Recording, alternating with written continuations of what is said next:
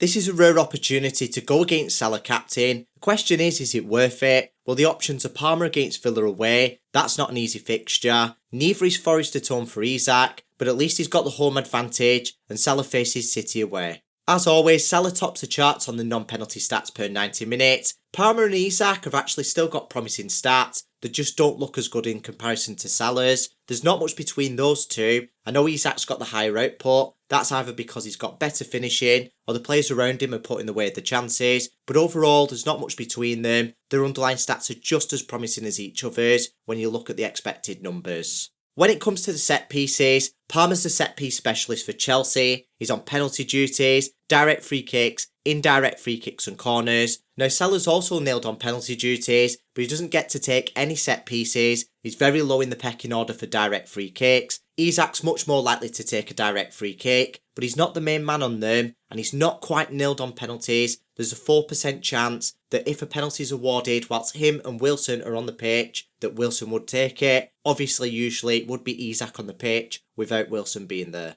In contrast, he has got the highest anytime goal scorer odds this game week. At the same time, he's got the lowest anytime assist odds, but overall, he's got the highest chance of returning by 3% ahead of Palmer. I'm a massive fan of his odds being weighted more towards goals, but we can't ignore the fact that Salah and Palmer get an additional point for every goal scored, so the weighted odds are really close between the three of them this game week. It's really difficult to decide who's got the best odds this game week. Like I said, Isak's odds are weighted more towards goals, but then also with Palmer's, you've got the additional point for every goal scored, he's got the second highest return odds. I would say overall, when you consider the midfielders get an additional point for every goal scored, Salah's only 1% behind Palmer on the anytime return odds, but he's 4% ahead on the anytime goal scorer odds. I'd say that Salah's slightly just about got the best odds, but that's if I'm being picky. I do think the odds are practically just as good as each other's. There's not much between the three of them on the points projections either. Salah's got the highest overall on Fantasy Football Fix with 6.1, but then you go over to FPL Review and he's got the lowest with 5.8. Palmer and Isak are neck and neck at the top with 5.9, but then over on Fantasy Football Fix again, Isak's by far the lowest by 0.7 and Palmer's 0.4 behind on that website. On FPL Review, there's only a 0.1 difference between the three of them. If we average out the points projections, Salah's just ahead on 5.95, Palmer's on 5.8, and Isak's on 5.65, but that's massively skewed by Fantasy Football Fix, with their data models figures vary more, but they still stand for something. So technically overall, Salah's got the best points projections, even with him having the lowest on FPL Review.